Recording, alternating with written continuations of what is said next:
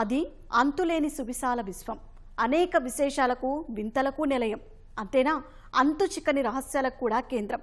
ఆ రహస్యాల గుట్టు విప్పేందుకు మనిషి చేయని ప్రయత్నం లేదు. ముఖ్యంగా ఖగోళంలో దాగి ఉన్న విషయాలను తెలుసుకునేందుకు కొత్త కొత్త ప్రయోగాలు చేస్తూనే ఉన్నారు. సరికొత్త విషయాలను కనుగొంటూనే ఉన్నారు. ఈ ప్రయోగాల దిశగా భారత్ ఓ కీలక ముందడుగు వేసింది. సూర్యుడిపై ప్రయోగాల కోసం పంపిన ఆదిత్య L1 నిర్దేశిత లగ్రాంజ్ పాయింట్ను చేరుకుంది. మరి ఏమిటి ప్రయోగం? దీనివల్ల ప్రయోజనాలేమిటి? అసలు సూర్యుడిపై ప్రయోగాలు ఎందుకు? ఆదిత్య L1 కోసం లగ్రాంజ్ పాయింట్నే ఎంచుకోవడానికి కారణాలేంటి?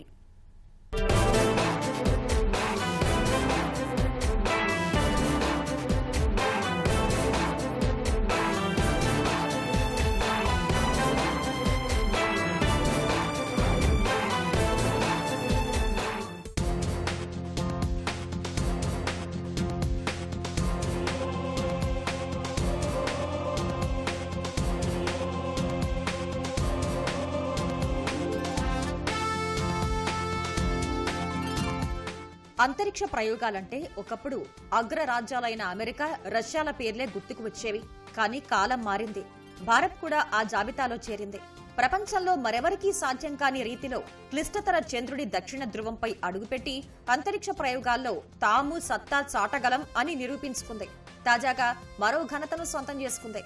సూర్యుడి గుట్టుమట్లను తెలుసుకునేందుకు ఇస్రో చేపట్టిన ఆదిత్య L1 ఉపగ్రహ ప్రయోగంలో కీలక ఘట్టం ఆవిష్కృతమైంది.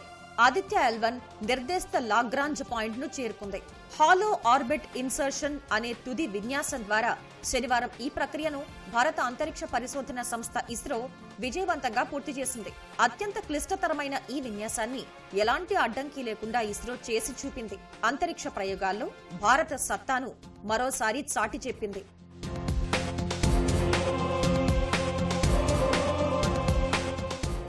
ఆదిత్య L1 ను ఇస్రో సెప్టెంబర్ 2న శ్రీహరికోట నుంచి PSLV C-57 ద్వారా ప్రయోగించిన 63 నిమిషాలకు భూకక్షలోకి విజయవంతంగా చేర్చారు.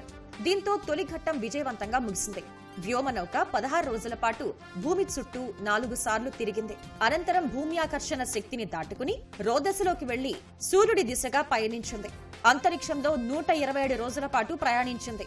ప్రస్తుతం ఇది భూమి నుంచి 15 లక్షల కిలోమీటర్ల దూరంలో ఉన్న తన లక్ష్యానికి చేరుకుంది.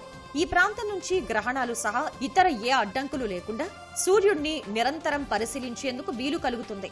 ఇప్పటి నుంచి రాబోయే 5 ఏళ్ల వరకు సూర్యుని ఉపరితలంపై జరిగే మార్పులు, అవి అంతరిక్షంపై చూపించే ప్రభావంపై సమాచారాన్ని ఆదిత్య L1 ఎప్పటికప్పుడు అందజేస్తుంది. ఆదిత్య L1 లో శాస్త్రవేత్తలు 7 పేలోడ్లను పంపించారు. వీటిలో 4 పేలోడ్లు సూర్యుడికి ఎదురుగా ఉంటూ ఎప్పటికప్పుడు పరిశోధనలు చేపడతాయి. మిగిలినవి అంతర్గతంగా ఉండి వివిధ రకాల అధ్యయనాలను చేపడతాయి. పేలోడ్లలో ఎలక్ట్రోమాగ్నెటిక్, పార్టికల్, మ్యాగ్నెటిక్ ఫీల్డ్ డిటెక్టర్లు వంటివి ఉన్నాయి. Everybody is looking at it, yeah, because understanding sun is not important for India alone. It's center for the entire global. So this is what precisely after Chandrayaan-3 landing also our Honorable Prime Minister told. Chandrayaan-3 is for the whole of the world, not for India alone. So the solar mission Aditya L1 is also for the whole of this world, for all of us to understand and make use of this scientific importance. So here the impact is on the space weather. You know, space weather is more controlled by such activities, especially the behavior of the sun. So that way a lot of people are interested to understand this effect. So we look forward to a lot of scientific outcome come in the coming days. At least 5 years of life is guaranteed with the fuel left out in the satellite also. And we must conduct more and more exploratory missions. Landing on the moon by 2040 is the target given to us with the human being, and bring them back safely, of course. Then build space stations in a systematic manner. From 2028 the first unit should go up, and 2035 we must have an operational space station where people can go and stay and work. This is second goal. Aditya L1 పేలోడ్లలో ఉండే విద్యుత్ అయస్కాంత, కణ, అయస్కాంత క్షేత్ర డిటెక్టర్లు సూర్యుడి photosphere, chromosphere తో పాటు సూర్యుడి వెలుపలి పొర అయిన కరోనాను అధ్యయనం చేస్తాయి. అక్కడి నుంచి వచ్చే కరోనల్ మాస్ ఎజెక్షన్, ప్లాస్మా ఉష్ణోగ్రత, సాంద్రతల సమాచారాన్ని ఇస్రో విశ్లేషించనుంది. ఈ సమాచారం ద్వారా సౌర తుఫాన్ల సమాచారాన్ని ముందే పసిగట్టవచ్చని, తద్వారా ఇక్కడి సమాచార వ్యవస్థ, ఉపగ్రహాలు దెబ్బతినకుండా కాపాడుకోవచ్చని ఇస్రో భావిస్తోంది. ఖగోళాంతర ప్రాంతాల్లో సోలార్ డైనమిక్స్ శాస్త్ర పరిశోధనలకు ఈ పరిశోధనలు తోడ్పడతాయని ఇస్రో తెలిపింది. Coronal heating, coronal mass ejection, సౌరజ్వాలల స్వభావం, రోదసి వాతావరణం, కణాలు, క్షేత్రాల కదలికల గురించి కూడా ఆదిత్య-1 పేలోడ్స్ అత్యంత కీలకమైన సమాచారం అందిస్తాయని ఇస్రో వెల్లడించింది.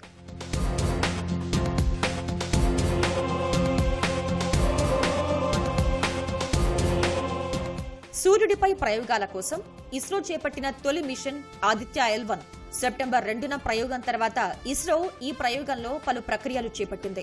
నిర్దేశిత భూ కక్షలోకి ప్రవేశపెట్టిన తర్వాత కక్ష పెంపు ప్రక్రియను చేపట్టింది. ఇందుకోసం వివిధ ప్రయోగ కేంద్రాలను ఎంచుకుంది.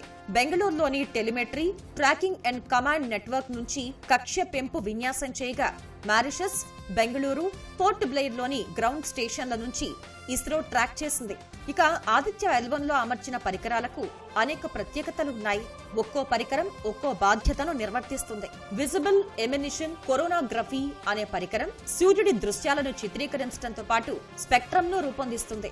సూర్యుడి వెలుగును అడ్డుకుని చుట్టూ ఉండే కరోనా దృశ్యాలను స్పష్టంగా చూపిస్తుంది. ఇది ఆదిత్య-L1 కి ప్రత్యేకం. సూర్యుడి నుంచి వెలువడే అయస్కాంత క్షేత్రం పరిశోధనలోనూ ఇది కీలక పాత్ర పోషిస్తుంది.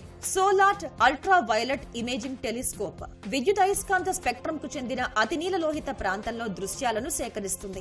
ఆదిత్య-L1లో మరికొన్ని కీలక పరికరాలు కూడా ఉన్నాయి. Solar low energy spectrometer, high energy L1 orbiting x ray spectrometer అనే పరికరాలు సౌర జ్వాలల కీలక సమాచారాన్ని అందిస్తాయి. ఇవి సాఫ్ట్, హార్డ్ ఎక్స్రే పరికరాలు. Aditya solar wind particle experiment, plasma analyser package for Aditya అనే పరికరాలు L1 కేంద్రం వద్ద సౌర గాలి రేణువుల తీరుతెన్నులు, మిశ్రమాలపై అధ్యయనం చేస్తాయి.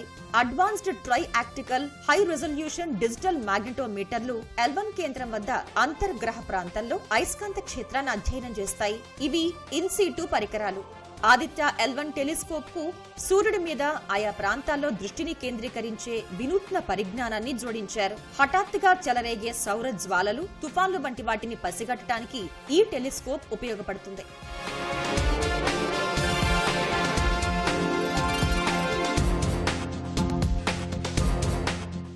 ఆదిత్య-L1 ప్రయోగంలో నిర్దేశిత లక్ష్యంగా లాగ్రాంజ్ పాయింట్ ను ఎంచుకోవడానికి అనేక ముఖ్య కారణాలున్నాయి. గురుత్వాకర్షణ వ్యవస్థలో లాగ్రాంజ్ పాయింట్ కు ప్రత్యేక స్థానం ఉంది. ఇది ఒక ఊహాత్మక కేంద్రం. ఇక్కడ రెండు వస్తువుల గురుత్వాకర్షణ బలం సమానంగా ఉంటుంది. అందువల్ల అక్కడ ఒక చిన్న వస్తువు స్థిరంగా ఉండగలుగుతుంది. సౌర, భూమి వ్యవస్థలో 5 లాగ్రాంజ్ పాయింట్లను గుర్తించారు. వీటిని L1, L2, L3, L4, L5 గా పిలుస్తారు. ఆదిత్య వ్యోమనౌక L1 వద్ద స్థిరపడింది. ఇక్కడ భూమి, సూర్యుడి గురుత్వాకర్షణ బలాలు సమానంగా ఉంటాయి. ఈ కేంద్రం భూమితో పాటు సూర్యుడి చుట్టూ ఆవరించి ఉంటుంది. అందువల్ల సౌర పరిశీలనకు ఎంతో ఉపయోగపడుతుంది. ఇక్కడి నుంచి ఉపగ్రహాలు సూర్యుడిని నిరంతరం కనిపెట్టడానికి వీలు కలుగుతుంది. భూమి మీద ఉన్నట్లు అక్కడి వాతావరణం, గాలి ప్రవాహాల ప్రభావాలు ఏవి ఉండవు. సూర్యుడిని మరింత స్పష్టంగా, నిశితంగా పరిశీలించే వెసులుబాటు ఉంటుంది.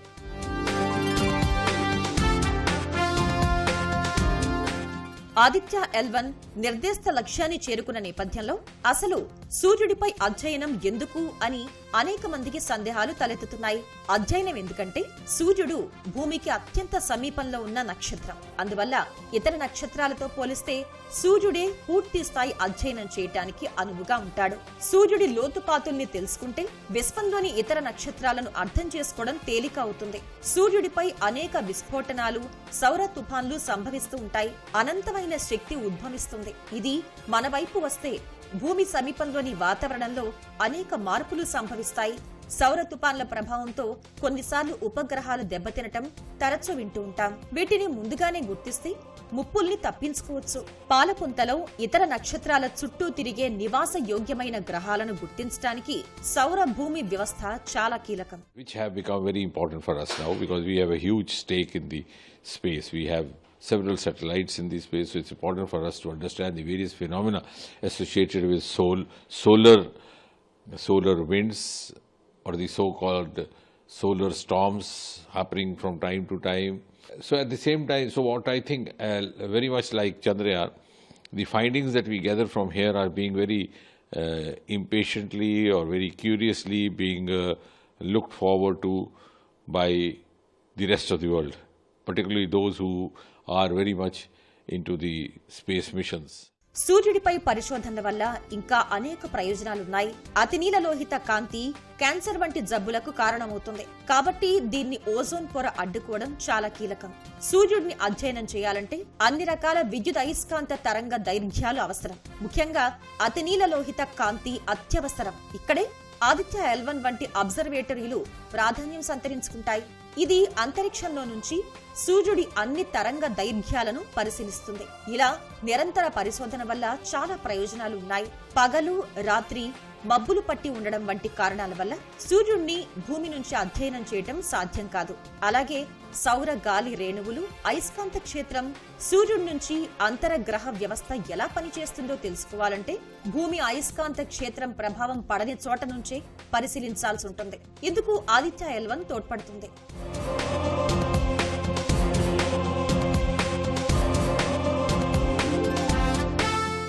సూర్యుడి శక్తిని అధ్యయనం చేసేందుకు ప్రపంచవ్యాప్తంగా శాస్త్రవేత్తల ప్రయత్నాలు ఈనాటివి కాదు. ఇందులో మన దేశము తక్కువ కాదు.